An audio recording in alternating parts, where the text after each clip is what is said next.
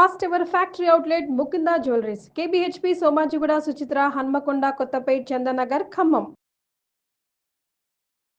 నమస్తే రమ్య గారు. నమస్తే జయ. చందమామ కథ ఒకటి చెప్పుకుందామండి. కొన్ని ట్విస్టులు ఉండే కథ ఓకేనా? సూపర్. పూర్వం ఒక రాజుగారు ఉండేవారు. ఈయనకి భూమి మీద ఎవరి దగ్గర లేని వస్తువులు తన దగ్గర ఉండాలని కోరిక.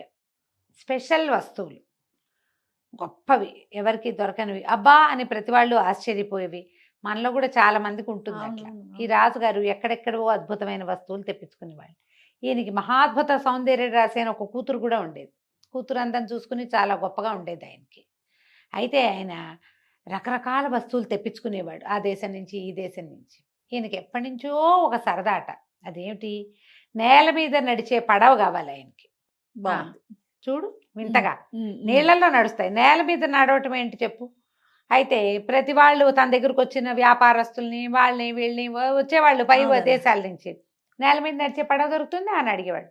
అలాగే ఎలాగుంటుందండి అని ఏదో చెప్తారు కదా జనం. అలా ఏం ఉండదండి, అలా లేదండి, మేము మా వాళ్ళు ఎవరు చెయ్యట్లేదు, ఇలాంటి మాటలు వినపడేవి. ఆయనకి ఏమనిపించింది, ఎవరైతే ఈ అపురూప వస్తువుని సాధించి పెడతారో వాళ్ళకి అర్ధరాజ్యం ఇచ్చి, అర్ధరాజ్యంతో పాటు అపురూప సౌందర్య రాసైన కూతుర్ని కూడా ఇస్తానని అనబుద్ధయింది. పెద్దగా ఊళ్ళో చాటింపు వేయించాడు. నేల మీద నడిచే పడవని ఎవరు చేసి పెడతారో వాళ్ళకి అర్ధరాజ్యం ఇస్తాం, అమ్మాయినిచ్చి పెళ్లి చేస్తాం. ఊళ్ళో ప్రతివాడికి ఆశ పుట్టింది. అయితే ఈ ఊరిని ఆనుకుని ఒక అడవి ఉంది. ఆ అడవికి చివర్లో ఒక కట్టెలు కొట్టుకునే వాళ్ళ కుటుంబం ఉండేది. ఆయనకి 3 జమాజెట్టీలు లాంటి కొడుకులు ఉన్నారు. వీళ్ళు ఏం చేసేవాళ్ళు, ఈ ఊళ్ళో దేశంలో ఎవ్వరికి అద్భుతమైన చెక్క కావాలన్నా వాళ్ళ దగ్గరికే వచ్చేవాళ్ళు. వీళ్ళు మంచి కర్రని సెలెక్ట్ చేసి ఇచ్చేవాళ్ళు. ఏ వస్తువు కావాలన్నా ఈ వస్తువుకి ఈ చెక్క, దానికి చెట్టు, దానికి ఇంత వయసు ఉండాలి, ఇంత ముదురు, అవన్నీ తెలుసు వాళ్ళకి. ఈయన అన్నాడు, ఏరా రాజుగారు అమ్మాయిని ఎంతగా పెళ్లి చేసుకోవచ్చు కదరా, ఏదో ఒక ప్రయత్నం చేసి మంచి కర్రలు ఏమన్నా చూసి ఆ నేల మీద నడిచే పడవ ఏమిటో చేయండిరా అన్నాడు. మొదటి రోజు పెద్ద కొడుకు బయలుదేరాడు.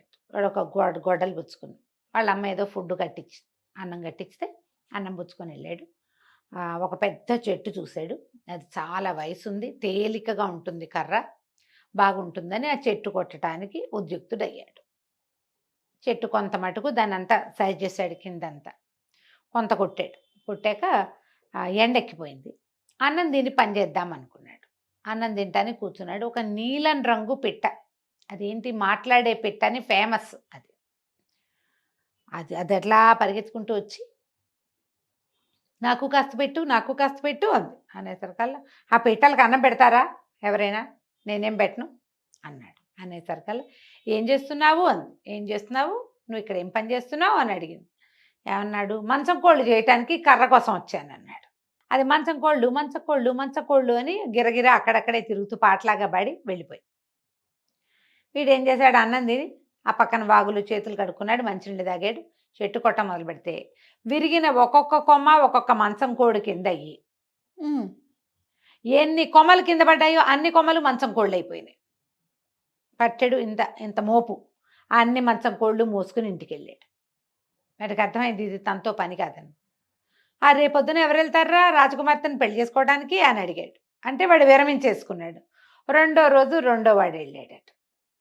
అయితే ఏమైంది, రెండో వాడు చెట్టు కొట్టడానికి ఉద్యుక్తుడయ్యాడు. కొంత మటుకు సెలెక్ట్ చేసుకున్నాడు.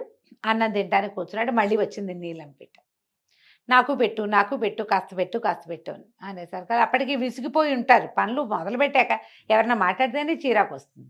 అది ఇక్కడ తేరగా కూర్చున్నారు, నీకు తిండి పెట్టడానికి, పక్షులు అడవిలో వెతుక్కుని తినాలి, మనుషులు తినే తిండి తినకూడదు అని కసిరాడు.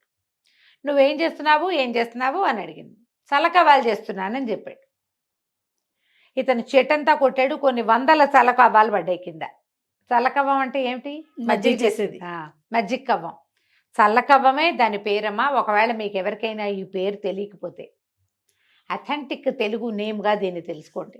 చల్లకవ్వం. చల్లకవ్వం, చల్ల అంటారు, మజ్జిగనే చల్ల అంటారు. చల్ల, చెల్ల కాదు అది, చల్ల, చల్లగా ఉంటుంది. చల్ల చేయటమే. బందర్లో చల్లరాస్తా అని ఒక ప్లేస్ ఉంది. మనం ఊళ్ళోకి వెళ్తుంటేనే మొదటే ఉంటుంది చల్లరాస్తా అంటే. అక్కడ మజ్జిగ అమ్మేవాళ్ళు. రాస్తా దారి, చల్లరాస్తా అనే దాని పేరు. ఆడ మజ్జిగ కుండలు, నా చిన్నప్పుడు కూడా అక్కడ మజ్జిగ అమ్మటం నాకు తెలుసు. ఓకే. మజ్జిగ కుండలు పెట్టుకుని అమ్మేవాళ్ళు. చల్ల బజారు. ఈ చల్లకవ్వాలి మొత్తం చెట్టు అంతా చల్లకవ్వాలి అయిపోయినాయి. కవ్వాలన్నీ మూట కట్టుకుని మోసుకొచ్చుకున్నాడు. ఇప్పుడు రాజకుమార్తె మీద ఎవరికి ఆసక్తి ఉంది, ఆవిడేది తీసుకుంటాం మనం అన్నాడు. ఇక ఫిక్స్, వీడు కూడా ఇంకా వెళ్ళాడు. 3వ వాడు బయలుదేరాడు. వీడికి బేసిక్గా పిట్టలంటే ఇష్టం. ఓకే. వాడు ఈ చెట్టు సెలెక్ట్ చేసుకున్నాడు. ఈ చెట్టు కొట్టి దీంతో ఆ పడవేదో చేద్దాం అనుకున్నాడు. కింద కూర్చుని అన్నం తింటుంటే ఆ పెట్టొచ్చి తిరగటం మొదలుపెట్టింది. అది చేసే శబ్దము, దాని నీలం రంగు అందం పట్టలేక చూస్తూ నుంచున్నాడు, కూర్చున్నాడు. అది నాకు పెట్టవా అంది. అయితే వీడేం చేశాడు, వచ్చి తిను మరి అని తను తింటూ కింద పోసాడు గింజ ఇవన్నీ మెతుకులన్నీ. పక్షులు ఇట్లా చేత్తో తినవు కదా, కింద పడినవి ఏరుకుంటాయి. వాడు గిన్నె పక్కకి తీస్తే అది వచ్చి ఏరుకుని తిన్నది. ఏం చేస్తున్నావు అని అడిగింది. చేస్తున్నావంటే నేల మీద నడిచే పడవ చేస్తున్నానని చెప్పాడు. నేల మీద నడిచే పడవ అని అరుచుకుంటూ పోయింది పిట్ట. తర్వాత వీడు కొమ్మలు కొడుతూ ఉంటే ఒక పడవకి కావలసిన చెక్కల్లాగా ఒక్కో కొమ్మ విరిగి వాటంతట అన్నీ అవి పడవ షేపులో నిలబడి అక్కడ కనపడ్డాయి. ఆ పిట్టకు అట్లాంటి శక్తి ఉంటుందన్నమాట. దాన్ని డిస్ప్లేస్ చేయకూడదు. వీడు చక్కగా ఏం చేశాడు, చెక్క మేకులు పెట్టుకుని అన్ని దిగొట్టి చూస్తే చక్కగా నడుస్తుంది పడవ. దాంట్లో కూర్చుని అటెళ్ళు ఇటెళ్ళు అంటే నడుస్తుంది అది. ఎందుకంటే ఈ పిట్ట తాలూకు మహిమ వల్లే తయారైంది అది. వీడేం చేశాడు, ఇంకా రాజుగారి దగ్గరికి వెళ్ళటమే తర్వాయని ఆ గొడ్డలి పడవలో పడేసుకుని పడవ మీద వెళ్ళటం మొదలుపెట్టాడు. రాజుగారి రాజ్యం వైపుకి వెళ్ళాలి అని చెప్తే అది అటు నడుచుకుంటూ పోతుంటే ఏమైంది, ఒక చోట ఒకడు నేల మీద బాసిపెట్లు వేసుకుని కూర్చున్నాడు. వాడి చుట్టూతో బోల్డని ఎముకలు ఉన్నాయి, జంతువులు. పళ్ళతో గీరుతుంటే ఈడు ఆగన్నాడు. వనా, ఏముందని గీరుతున్నావే అందులో, అంతా అయిపోయిందిగా అనేసరికి వాడు అన్నాడు, చచ్చే ఆకలిరా బాబు, నాకు మొత్తం 100-150 ఎకరాలు తినేశాను, ఆకలి ఎంత తిన్నా తీరదురా, ఏం చేయను మరి, అందుకని ఇదేదో చేస్తున్నానంటే నేను రాజుగారి ఇంటికి వెళ్తున్నా, బోల్డ్ భోజనం దొరుకుతుంది, నాతో రా, పడవెక్కు అని వాడిని ఎక్కించుకున్నాడు. రోజు భోజనం దొరకాలి అంతే. ఎక్కించుకున్నాడు. వెళ్తూ ఉంటే దూరం నుంచే వీళ్ళకి కనపడుతుంది, అక్కడ అడవి చివరిలో ఒక బావి ఉంది. ఒకడు కుండతోటి నీళ్లు తోడి కుండతోటే తాగేసి మళ్ళీ తోడేస్తున్నాడు. ఇంత కుండ నీళ్ళు తాగాక మళ్ళీ తాగలరు ఎవరైనా? అదే కదా. ఇది చూసి, ఓనా ఏంటన్నయ్య అంత సనిఘాతంగా తాగుతున్నావు నీళ్ళు అంటే, దాహం రా బాబు, నాకు బాగున్న రోజులు, డబ్బులున్న రోజులు పీసేసి కుండలు సారా తాగేవాడిని, ఇప్పుడు డబ్బులు లేవు, కుండ ఎత్తుకుని తాగితే కానీ సాటిస్ఫాక్షన్ ఉండదు, అందుకని నీళ్లు తాగుతున్నానంటే నాతో రా నువ్వు అని చెప్పి ఎక్కించుకున్నాడు. ఎక్కించుకుంటే ఇంకా ముందుకెళ్తే ఒకడున్నాడు, ఒక పెద్ద బలశాలి, నడుచుకుంటూ పోతున్నాడు. సగం అడవిని ఎత్తి భుజం మీద పెట్టుకుని ఉన్నట్టు వాడు. అడవి సగం ఉంది వాడి భుజం మీద. ఓనా ఎక్కడికన్నా వెళ్తున్నావు అంటే, నేనేం చేయనురా, మా సవితల్లి దగ్గర పెరిగాను నేను, ఆవిడ ఎన్ని కట్టెలు తెచ్చినా చాలేదంటుంది. రోజు అడవికి రావటం కట్టెలు, ఈ గోల ఎందుకని సగం అడవంతా ఓడబెరికి భుజం మీద పెట్టుకెళ్ళిపోతున్నాను, వాకిట్లో బారేసామనుకో ఆవిడే కావలసిన కట్టెల దగ్గరుండి కొట్టించుకుంటుంది. 10 చెట్లు కొట్టుకెళ్తే ఆవిడకి నచ్చట్లేదు అని చెప్పి అడవిని మోసుకెళ్తున్నాడు. వాడితో అన్నాడు, నీకు రాజుగారి దగ్గర పెద్ద పని ఇప్పిస్తాను, నాతో రమ్మన్నాడు. వాడిని కూడా ఎక్కించుకున్నాడు.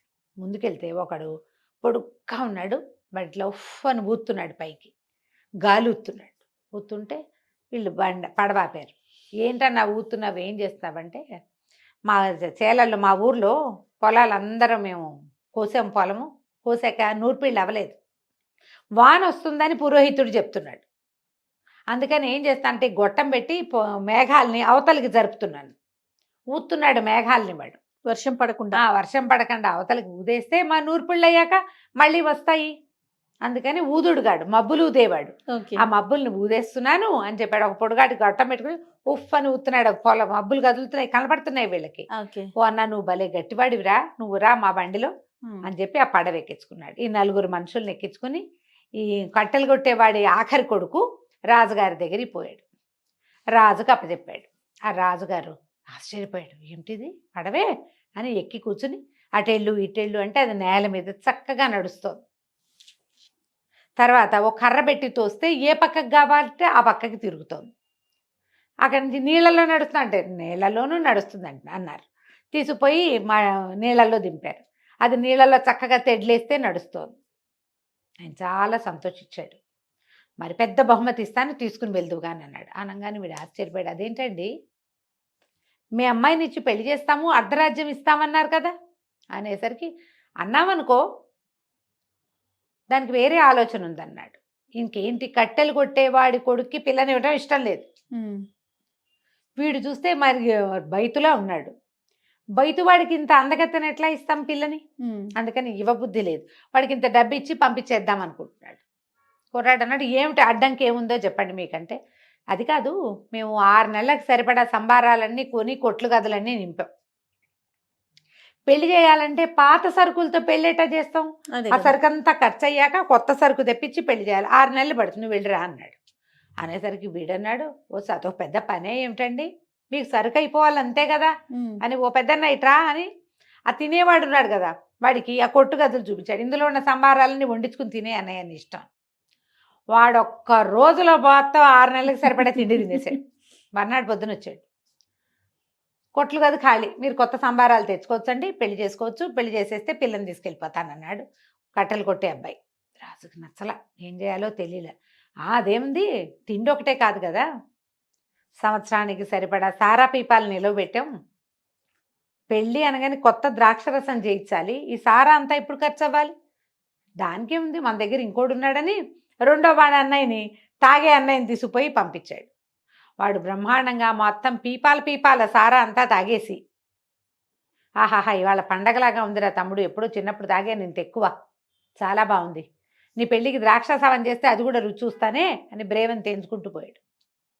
రాజు కొడ్డు మండిపోయింది, అమ్మో వీడేదో మోసగాడిలాగా ఉన్నాడని. కాల్బలం ఒక 1500 మంది వీళ్ళున్నారు అతని దగ్గర, కాలిబంట్లు, వాళ్ళని కేకేశాడు, ఈ కట్లు కొట్టే అబ్బాయిని పంపించేసేయండి ఊళ్ళో ఇచ్చాను. వీడేం చేశాడు, ఆ సగం అడవిని భుజం మీద పెట్టుకునేవాడు ఉన్నాడుగా, వాడిని కేకేశాడు, ఓ అన్నయ్య ప్లీజ్ కాస్త వీళ్ళ సంగతి చూడవాని. అతను ఏం చేశాడు, వచ్చేటప్పుడు అడవంతా అక్కడ పెట్టి ఒక పెద్ద చెట్టుని మాత్రం తనతో తీసుకొచ్చాడు. ఆ చెట్టు అడుగును పట్టుకుని చెట్టుతో సహా మొత్తం ఈ 1500 మందిని ఊడ్చి పారేశాడు వాడు. వాడు అడవిని భుజం మీద పెట్టుకునేవాడు సామాన్యుడా వాడు, అదే కదా. 1500 మంది ఎక్కడున్నారో సోదిలో కూడా లేకుండా పోయారు, ఊడ్చేసాడు అంతే. ఇంకా ఏం చేయాలో తెలియలే. సరే ఈయనన్నాడు, ఇట్లా కాదని చతురంగ బలాలు దించిదే వీడు ఈ ఆఖరి వాడు ఉన్నాడు కదా మబ్బులు ఊదేవాడిని, అన్నయ్య కాస్త వీళ్ళ సంగతి చూడమా అంటే, ఏముంది వాడు ఆ గొట్టమిటి ఉఫ్ ఉఫ్ అని ఊదేశాడు.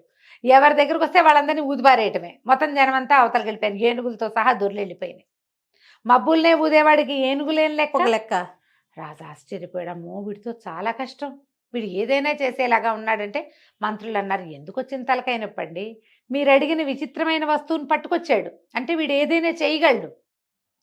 పైగా వాడి దగ్గర ఉన్న 9 చెండప్రచండులుగా ఉన్నారు, పిల్లనిచ్చి పెళ్లి చేయండి, మాట తప్పిన అది వస్తుందండి మీకు అనేసరికి సరేనని ఆయన ఏం చేశాడు, రాజకుమార్తెనిచ్చి పెళ్లి చేసి అర్ధరాజ్యాన్ని వాడి చేతిలో పెట్టాడు. వాడు ఈ 9 కొంచెం కంట్రోల్లో పెట్టుకుని, ఒకడికి ఆహారము, ఒకడికి సారా, ఇంకొకటికి చేతి నిండా వాళ్ళిద్దరికి పనులు ఉండేలాగా చూసుకుని 9 మంత్రులుగా పెట్టుకుని ఆ రాజ్యాన్ని హాయిగా పరిపాలించాడు. కంచికి మనం ఇంటికి. చాలా చాలా బాగుంది. నమస్తే. నమస్తే.